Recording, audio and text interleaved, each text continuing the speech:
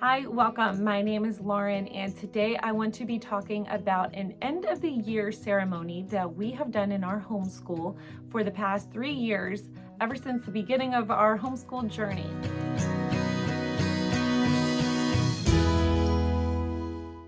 So, what this ceremony is not something overly complicated and something that you have to add a lot more stress onto your plate about.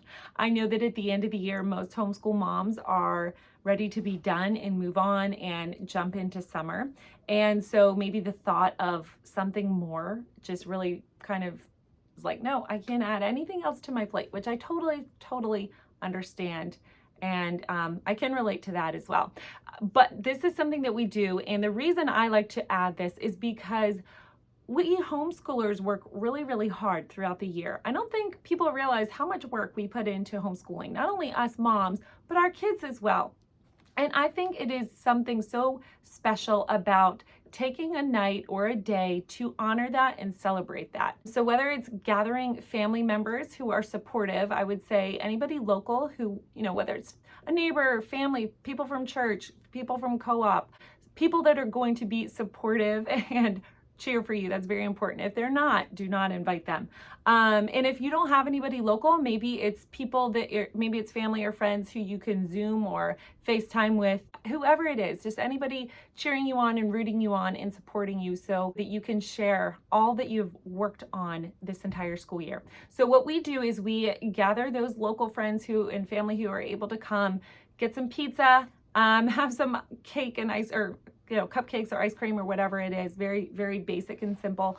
And from there, we take some samples of our work that we've done all year. So it is actually a lot easier than it sounds. So we start with our morning time. Our morning basket consists of Bible, history, science, and memorization. So whether it's poetry memorization or some scripture memorization, we start with that first, and we do that together as a group. In the past, we have memorized large passages of scripture, whether it's Psalm 23 or Psalms 1, passages in Joshua, you get the point.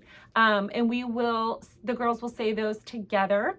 And then this year we have done some poems too that we've added in there as well. So they'll say that, and then we will get into history and display some projects that we've done from history. Each girl will give a turn and say what they have, what their favorite part of history was or what they remember. Hopefully they remember something.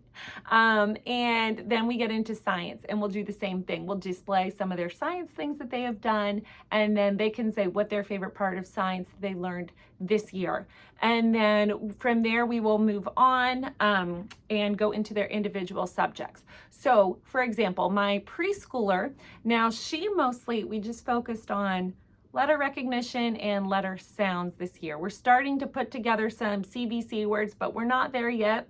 So I'm not going to have her do that then. I'm just going to show some letters, sounds, have her say some numbers, and that's going to be that for her.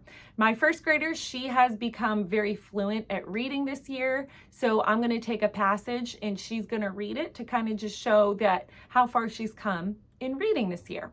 For math for her, I'll give her some math facts and just some other, that's probably it actually, just probably math facts. And then for my third grader, everybody knows she can read well, so I'm not gonna have her do that. What I will have her do is probably read one of her poems or writing passages, something that she's written, book report, either display it or write it or say it out loud. I'll probably have her read something if it's not too long.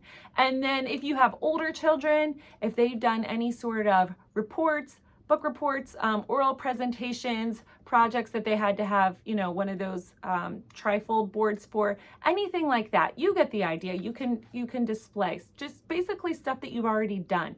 You're not reinventing the wheel or having to think of new things. It's literally just putting out there what you've been working on all year.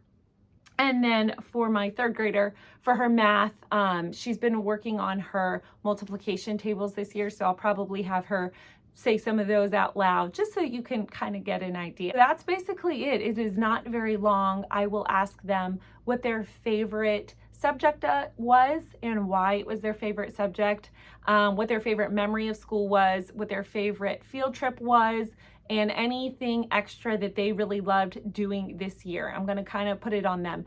This really gives them some good oral presentation skills.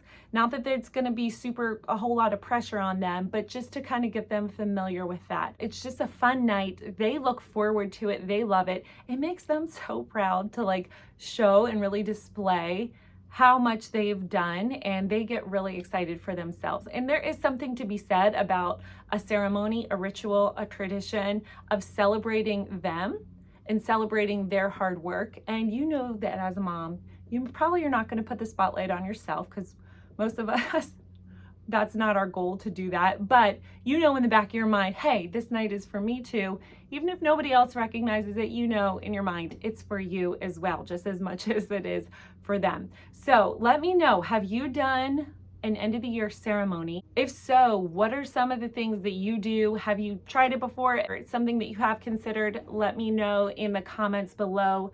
Please don't forget to like and subscribe to my channel so you can see more homeschooling content. Thank you so much for watching. I really appreciate it. You take care. Have a great day.